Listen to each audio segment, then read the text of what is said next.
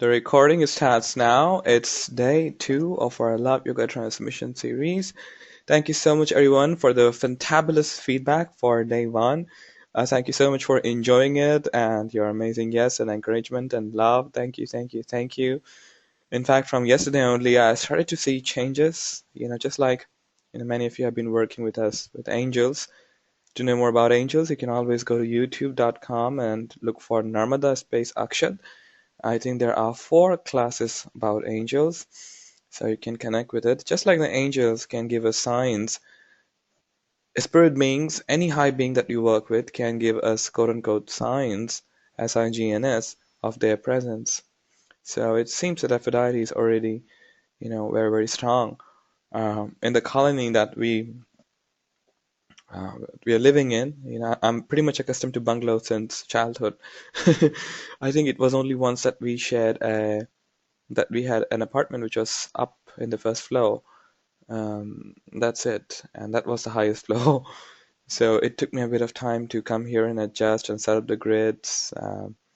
There are many things to adjust, but so yesterday, after the transmission, as I went down to walk, I suddenly noticed that somehow the field was in my alignment. Field was in alignment with me, um,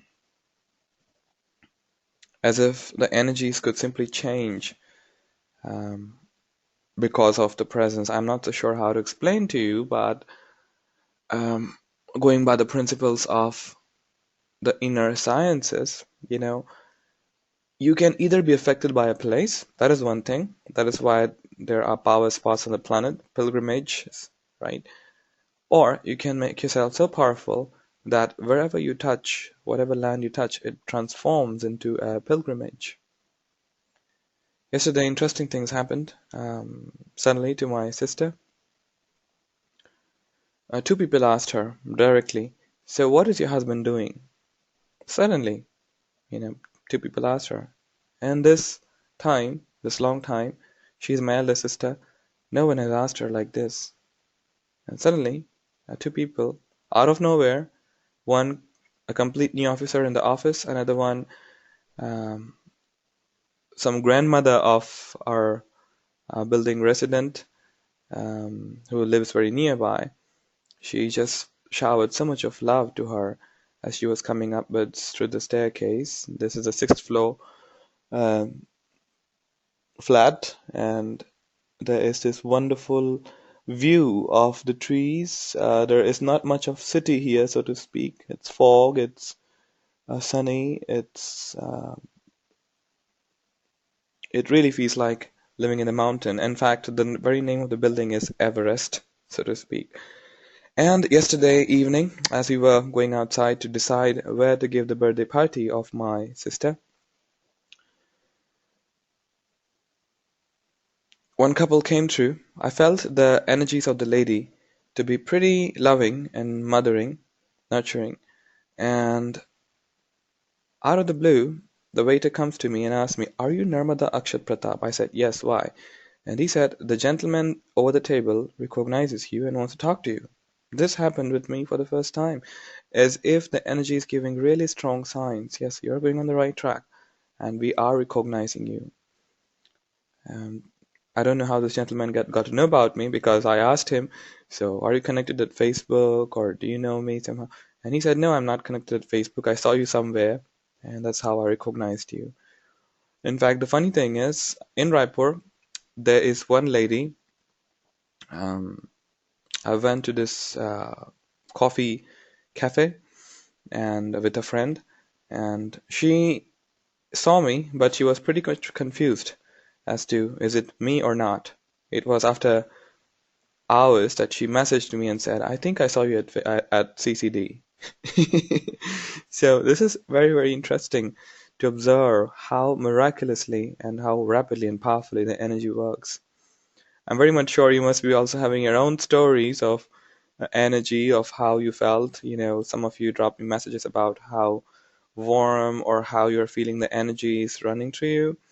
So I've asked you, and I ask you again, that whenever you have these kind of changes, which you feel pretty okay to share in public, please post at the comment section whenever I'm saying a thank you at Sessions with Narmada Akshat group.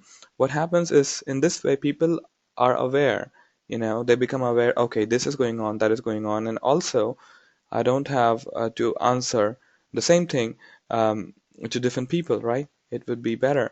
So I'll ask all of you who have dropped me private messages to, drop as a comment in public. And one more thing, it's the second day, the birth of Aphrodite.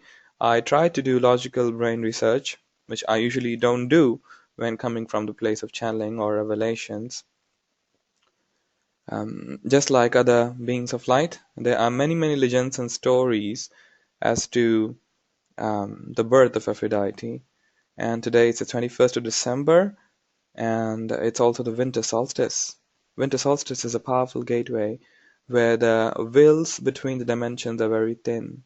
We can really access inner wisdom. We can connect with ancestors, we can connect with our angels, our higher self, much more easily as compared to other times of the year, the equinox and the solstice, and of course other major planetary events. So before we go ahead in the class and start with the formalities of invocation, we have a birthday girl, Richa. So let us sing the birthday song to our wonderful friend Richa. So Richa, please unmute yourself. Everyone, please unmute yourself. I'm not so sure how many it will allow to unmute. So please unmute all of you.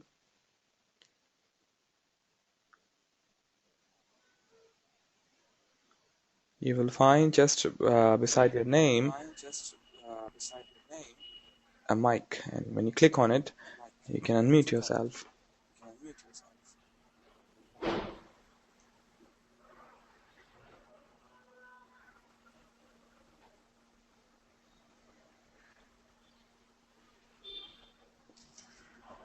All right, everyone is ready? Okay, Richa, are you there? Yes, Are you ready to receive? I'm here. Yes, I'm here. Yes, okay, everyone. Let us sing along. Happy birthday to you. Happy Happy birthday. birthday to you. Happy Happy birthday, birthday, dear dear Richa. Richa. Happy Happy birthday birthday to to you. you. Woo! Yay! Hey, yippee. Thank you. Happy birthday, Thank you. Richa. Happy birthday. Happy birthday. Thank you. Yeah. Thank you. Okay, I'm going to mute everyone else, and Richa, please unmute yourself. Okay. Yes, Richa, please try unmuting again. All right. So happy birthday once again. All right. Thank you. Wow. So, what is your wish today? What do you wish today? So, what we're going to do is we're going to integrate this wish not only for you, but also for everyone else here present. Um, okay, so share with us what do you want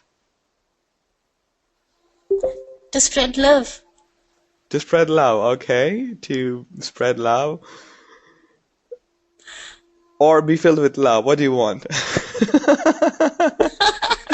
Anyways, whenever you spread love, you get it. But yes, Yeah. according to Aphrodite, it's like Beauty of you have to have self-love first, and conscious. it's only then that you can give it out. So, Yeah. come again. Okay, exactly what do you For want? everyone, including me. Okay, so, or you can say the power to love, to be more exact, Right. right? The power to Right. love. Okay, thank you so much. Thank you. Thank you. The power to love, that is what she wants for all of us, and we all have that. Our soul has various powers. In the beginning, when I would hear some of the discourses of other spiritual organizations, they would say that some of the powers of the soul are peace, forgiveness, compassion, and love. For me, I thought powers was something fascinating, power to fly or power to walk on water or something like this. I never realized why peace or love is actually power of the soul. And as I went deeper and deeper and deeper, I realized that these things that we call as siddhis, or ability to do quote unquote supernatural acts, are mere milestones on the pathway, and there's much, much more to it. And the power of peace, the power of forgiveness, the power of compassion, the power of love, the power to surrender, surrender in the sense surrendering to our higher consciousness. As one of the mentors would say, that the ego is so tired big time, it has tried to figure out the way, the pathway, and it has always tried to protect us. There's nothing bad about the ego, but it now is aware that its ways are not working individually or collectively. And so it's really time to call upon our inner guru, our higher self, and for the ego to say, I surrender, I allow you to come through me. And one of the powerful statements that my mentor gave to us, in a group setting, it was this: I transform lives by my power to surrender and allow the cosmic energies of love to flow through. Please repeat together and feel it together.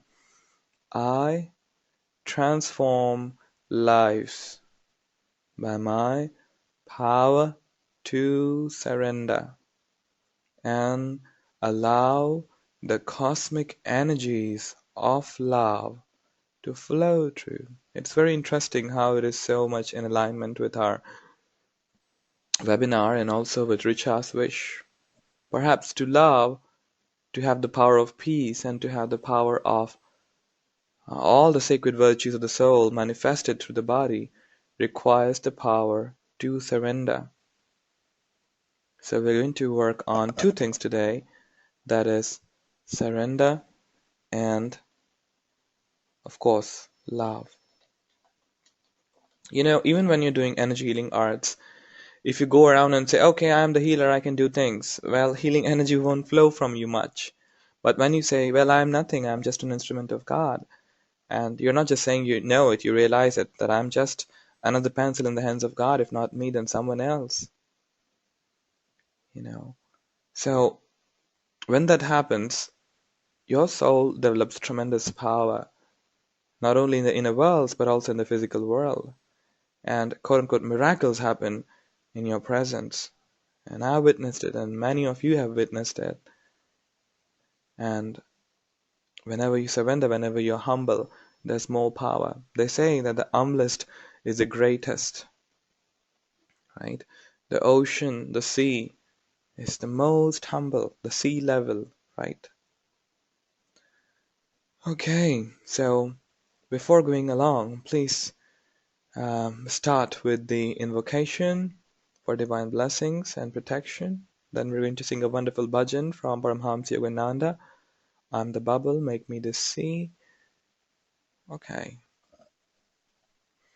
To the Supreme Essence, Divine Father and Divine Mother, our spiritual teachers, all the spiritual teachers, holy masters, holy saints, holy archangels, holy angels, beings of light, and all the great, great, great ones, we humbly invoke for divine guidance, divine love, illumination, divine oneness, abundance, peace, prosperity, spirituality, harmony, inner healing, divine help and divine protection. We thank you in full faith. We call for the Holy Archangel Michael and the Band of Mercy to vacuum our homes, to vacuum our personal energy fields of all fear-based energies, to vacuum our colony where we live.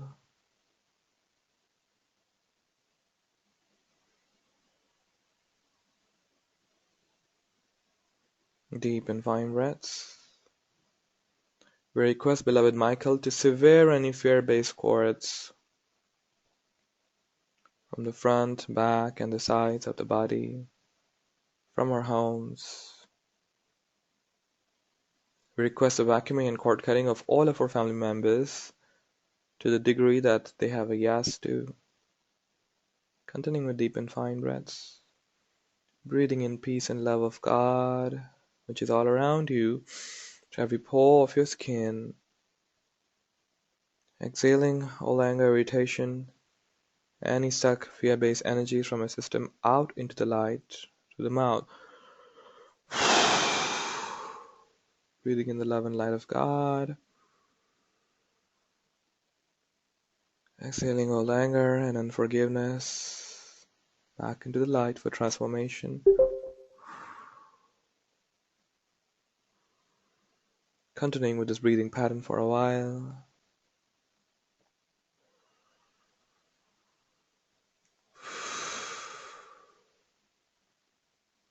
Be willing to exchange all anger for peace.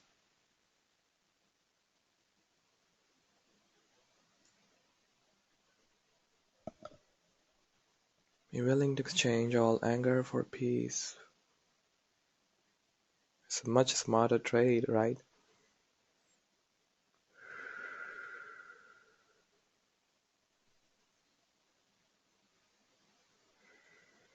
You're doing wonderful.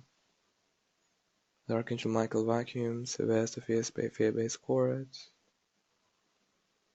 We request beloved Michael to replace all of the vacuum that is now created with pure love and light into our colonies, into our homes, into our own bodies.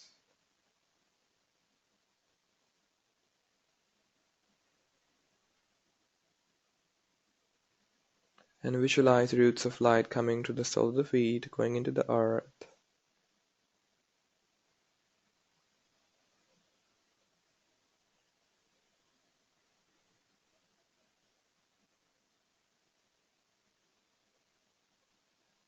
And visualize the royal purple light surrounding our bodies, royal purple light surrounding our homes, our loved ones, our vehicles. We also request the vacuuming cord cutting of our vehicles rapidly. Visualizing the royal purple light surrounding your colony.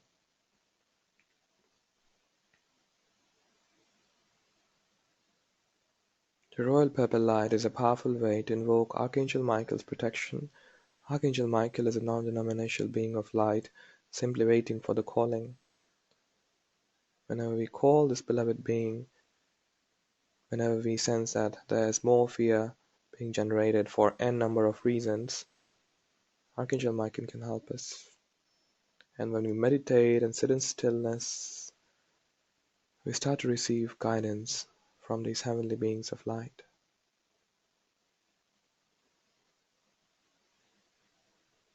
You and me, we are all heavenly beings of light. As Christ said in the Holy Bible, the kingdom of God is at hand. The Sneha is here. That's exactly what the quantum science says. It's all energy. Whatever we call chakras or electromagnetic field or the physical body, at the essence it's all energy. It's all a manifestation of Shakti. And as Aphrodite says, it's a manifestation of love. And opening your eyes. Okay everyone, we're going to sing this bhajan later because I already see here we are already 20 minutes across. We want to cover the topic first, left brain.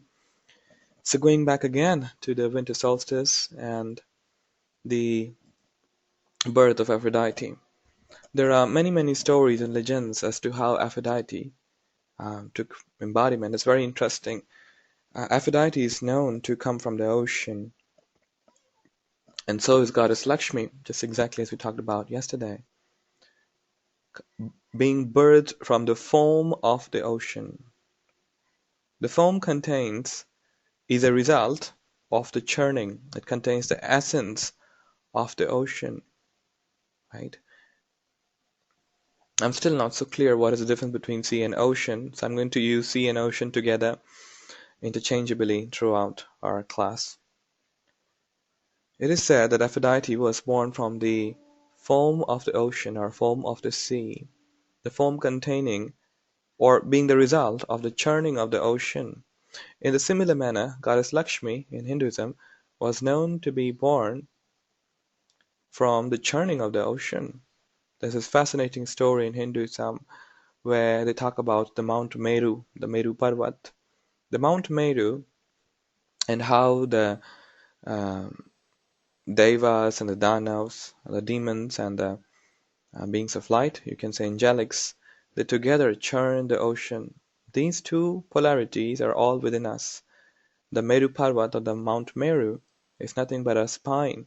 And when the churning of this take place, where we do not disregard the demons within, where we do not disregard the positive qualities within, and when we embrace it, when we allow to travel in consciousness in our psyche, to travel with these positive and negative forces, we realize we are not the either. We are not positive, we are not negative. We're just authentic. And all kinds of things come up.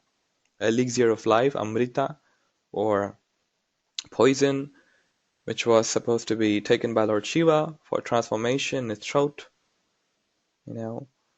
And of course, goddess Lakshmi. There were so many gifts that came true from the churning of the ocean, right? So we will talk about that sometime later. I've talked a lot about it, I think, in the Kundalini class and many other classes before. Let's not go there, lest we digress. So just like goddess Lakshmi, Aphrodite is known to be born out of the foam of the sea. Aphrodite was known to be so beautiful that the gods in the Greek tradition, they feared that there might be chaos. Aphrodite was truly seductive. Aphrodite was truly the most beautiful and the most charming. Usually in the pictures, if you see, Aphrodite is shown naked.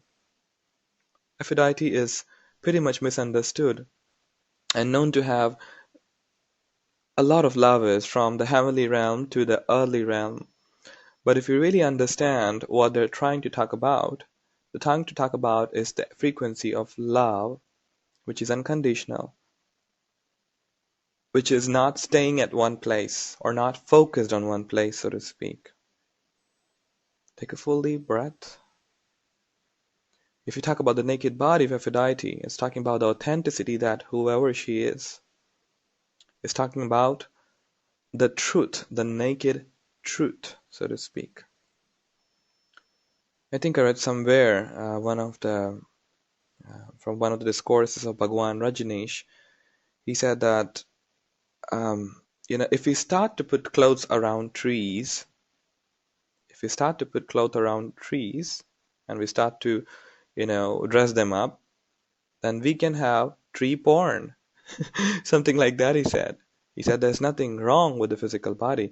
If you look into different Eastern traditions as well, some of the Taoist tradition, Jainism tradition, Naga sadhus in India, they walk around naked. There's not something pornographic about it, erotic about it. It's just who they are. So there's nothing wrong with the physical body. There's nothing wrong with the birthing of this universe. Quantum science says that this universe came out of some of the collisions of different particles, fine particles, matter, antimatter, electrons, protons, and all of that, birthing the universe, quote unquote, accidentally. So you can say that the birth of the universe can also be defined or understood as the birth of Aphrodite. As we go ahead, progress ahead in the class, we are going to share a lot of revolutionary and rebellious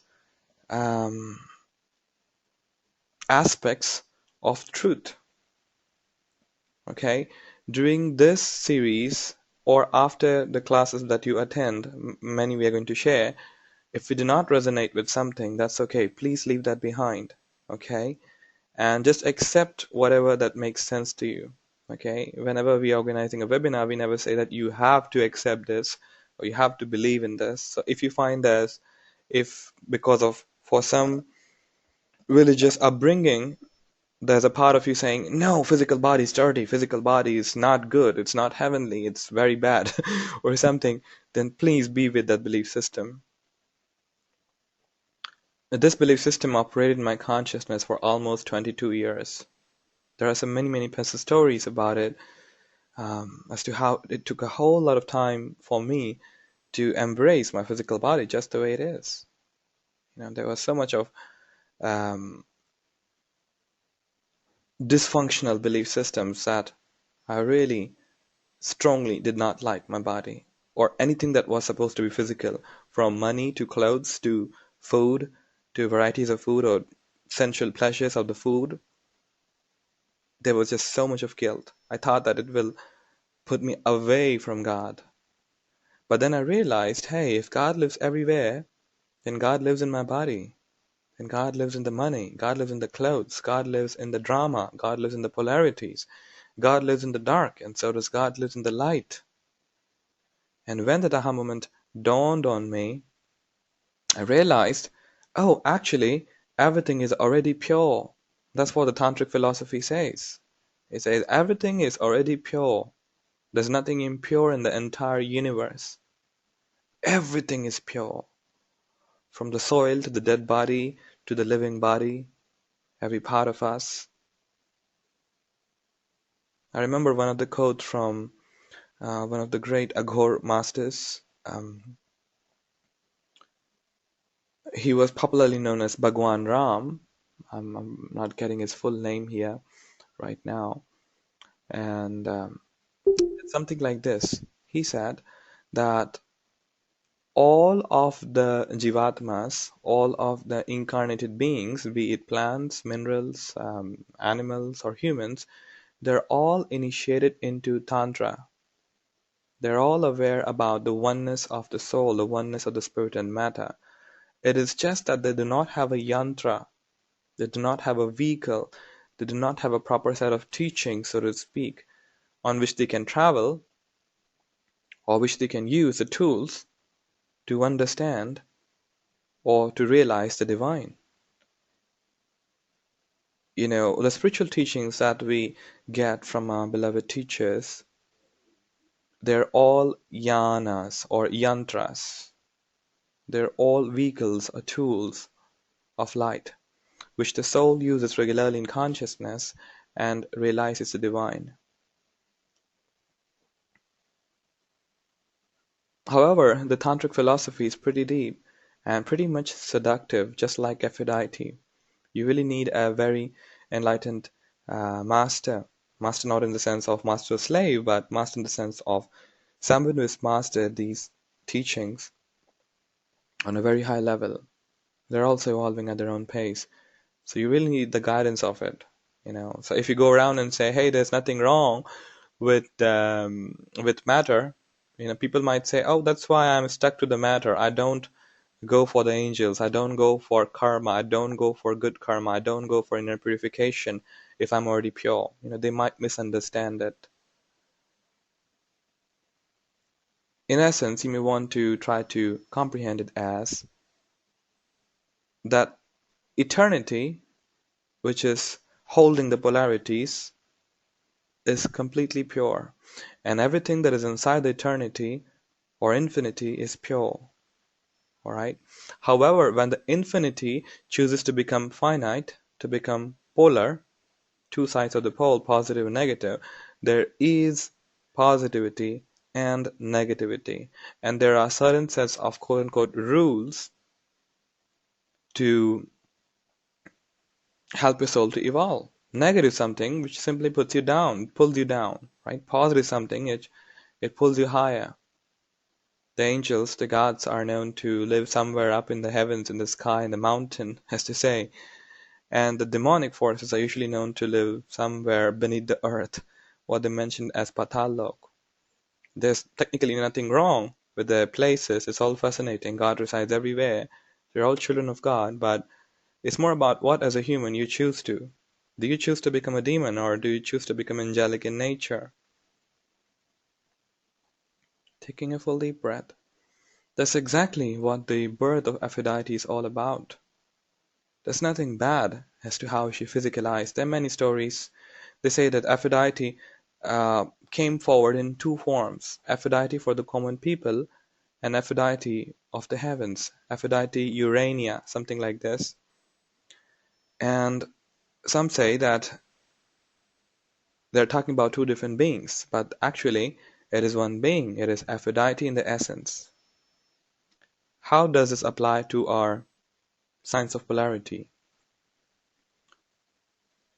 God is everywhere, as much as in the spirit, in the spiritual realms, as much as in the physical realms. So whenever we connect with God in terms of meditation and contemplation, in terms of liberation, we are connecting with God. However, when we are doing service for the society, when we are connecting with our family members, when we connect with the family members as divine beings who are evolving, so to speak, we are connecting with God. That is also an opportunity to connect with God. A lot of people think that spiritual progress is all about, you know, getting that glow and having that aura and the knowledge, so to speak. No, but love yoga says spirituality is all about how much love you can experience in every single moment, how much love you can attract, and how much love you can radiate back to the universe, back to the world. That you radiate so much of love that people automatically respond to it. You would notice how they might respond. Some of you have begun meditations regularly. You have, messaged us many times. You say, people simply smile at us. There's nothing wrong about it. They just smile at us. Why? Because they are feeling the sense of opening from your aura very, very strongly. Some of you have also mentioned that people become nervous in your presence. It's just a triggering because you're carrying that high vibration. Sometimes you have to insulate. You have to say you're insulated from my aura, and then you get the work done. If you have experienced what my mentor would call it as triggering, it happens because whenever you're carrying high spiritual vibration, and when you go into the bank or any place which is commonly known to have stress because of the crowd and the work pressure, it's always good before you're entering that place to look at the person that you have to work with or the crowd there and just hold intention. You're insulated from an aura, and then go inside it. Your work would be done much more smoothly as compared to everything falling apart like crazy. Okay? So I think that is enough for the birth of Aphrodite. Yes, one more thing that I would like to discuss about uh, the birth that has been mentioned, which I think everyone agrees to it. Aphrodite is known to carry a shell. Some people also say that she came out through a shell, the seashell, just like the pearl. What she's talking about, what she's representing here, is we have to go deep within. We cannot go into shallow waters. If we try to feel safe in the sense of we try to hold on to whatever we were taught as a child, whatever there was a conditioning of our culture and ancestors, and we try to keep it and try to go into the shallow waters, we won't get much. Maybe we would get some fish or maybe some pebbles, but we won't get the treasures, so to speak. We won't get it. You really have to go deep within your consciousness. You really have to leave that shore of feeling, quote unquote, feeling safe about what do you think your belief system is. Just like if there was a strong religious upbringing to you which said the physical body is a dirty place, it's a place of hell, and da da da da da. And still you're trying to understand love yoga teachings. I realized yesterday it's pretty advanced. So if you're still trying to comprehend love yoga teachings and trying to wonder, well, Narmada was talking about that everything is pure and divine, including the physical body, and it is a temple of God. And at the same time, you're trying to hold on to these old teachings. Well, it won't work out. You won't be able to see or experience the love, the power, the wisdom that you are. It really requires tremendous courage to walk on the spiritual path. It's not a child's play, truly. You really require a childlike heart, but it's not a child's play. You're meant to be as quote-unquote soldiers, so to speak. And you need to have a discipline of a spiritual practice, of your thought processes, and so much more. Discipline in the sense of not forcing, but really discipline in the sense of making sure that your vibration is quite high with your lifestyle. And that is why in day one we suggested to have ladder diet, to make sure what kind of company you are being in, and what kind of lifestyle you're living. Everything that you're experiencing is a reflection of you. Everything. Maybe a direct reflection, maybe an inverted reflection. We're not saying that you are responsible for everything, but somehow it is resonating back to you. Maybe you don't like a job, then you need to heal your connection with the money. You need to heal your belief system with the money. Was there too much of belief system impregnated within you through generations, or maybe through mentors and teachers, which said money is hard to come by, and I need to go in a 9 to 5 proper job, so to speak, so as to tell people what I'm doing? Are you holding on to that belief system? And there are many forms of belief systems connected with money. You have to dig deep within to find the pearls, so to speak. So I'm just saying here. So whatever you want, you have to connect with the frequency of love. You really have to, since, if you're not happy with your physical body, you really have to tune in and say, am I experiencing love in the physical body? Am I experiencing love in the financial sector? Am I experiencing love in the spiritual sector? Or is it just a collection of teachings, so to speak, from what others said or what I read in a religious book or a spiritual book? Knowledge is really, really great. I mean, it's all wonderful. But when it really comes to going deep within, you're supposed to drop knowledge as well, because you're going to experience a higher frequency of knowledge, which is wisdom of the soul. When you connect with the wisdom of the soul, everything just starts to fall in divine order. And before that everything starts to fall in divine order, everything starts to drop. Just like Aphrodite's naked body, all of her coverings, all of her shells, they start to be pulled out, extracted. The process is pretty painful for the ego. In the Hindu tradition, they talk about it as the battle of the Mahabharata. Everything starts to fall apart. In the sense of whatever we thought as quote-unquote right, so to speak. So today, let us go into a transmission where we will celebrate the birth of Aphrodite, the birth of the sacred naked truth, the extraction or the celebration of Aphrodite from the ocean, the pearl that she carries. We're going to celebrate that within us. It's such an apt time, the winter solstice, where on day 2 we are celebrating the birth of Aphrodite. Okay, everyone, allowing yourself to close your eyes.